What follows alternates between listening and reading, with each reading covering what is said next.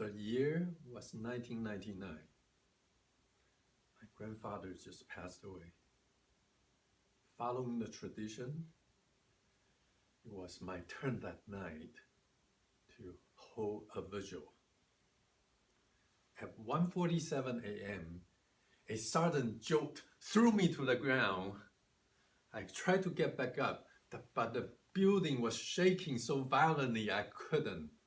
Then the light went out. In the complete darkness, the only thing I could do was to curl up and brace myself, feeling every tremor of the floor. The only sound that's louder than the grinding concrete was my pounding heart. By daybreak, the devastation was painful to see. This building, only a stone's throw away, fell completely to the ground, taking with it this kind old lady who always smiled and chatted with us when I took my grandpa out for a walk. Over 2,000 people perished that night in houses crushed by the 7.7 earthquake. 2 months later, the wound of the earthquake is still raw. I was back in the US and purchasing my home. So I grilled the realtor about earthquake. He kept reassuring me, "Jake, the house is bolted down to the foundation. It is safe. Trust me." So I did. For over 20 years. Then earlier this year, I received this peculiar email from a state program called Earthquake Brace and Bolt.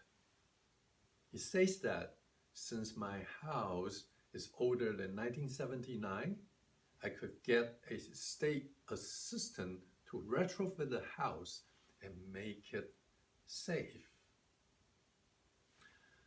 But my house is already safe. Is it? According to the California Earthquake Authority, most of the houses that make insurance claim for earthquake was damaged when it's detached from the foundation and begins slide, buckle, or even turn over. Now, most houses in the US, including mine, has a wooden frame sitting on the foundation. The first piece of wood that touches the foundation is called a sill plate. Starting from 1930s, the building code has required that you anchor the sill plate to the foundation using steel bolts. So I went down to the crawl space and checked, and sure enough, just like what the realtor said, there are bolts on the sill plate. But this time, I wasn't satisfied with the mere presence of the bolts. So I dug into the building code and found this base shear formula. If I'm in a house trying to stay on the foundation, the base shear calculates the earthquake force at my feet. So the job of the bolt is to oppose this base shear force to make sure I stay on the foundation. Calculating the base shear force for my house, my bolts will only survive an earthquake of magnitude up to 5.0. That's not good enough if a big one hits. Even worse, my bolt hardware didn't meet the building code. I have the round shape washer on the boat, the same kind that fell in the 1994 Northridge earthquake. You can see the gouges on the wood caused by the failed rung washers, allowing the house to slide on the foundation.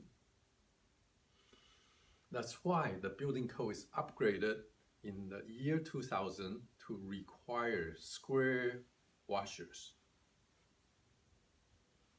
So my house with the wrong washer is not guaranteed to survive even a 5.0 earthquake. Realizing that my house is not safe, I skipped the rest of the tests I could have done, sign up to EBB, hire a contractor, and just finished the retrofit last week. The final bill is $5,000, and the state will pay for $3,000. Having experienced the horror on that fateful night 20 years ago, I should have been a lot more vigilant, but I was gullible, accepting what the realtor said and exposing my family to danger all those years. Learn from my mistake. If you have an older home, sign up to EBB and get on their wait list today. If you have a newer house, get down to the crawl space and check your bolts. Do it today. Your family's safety is in your hands.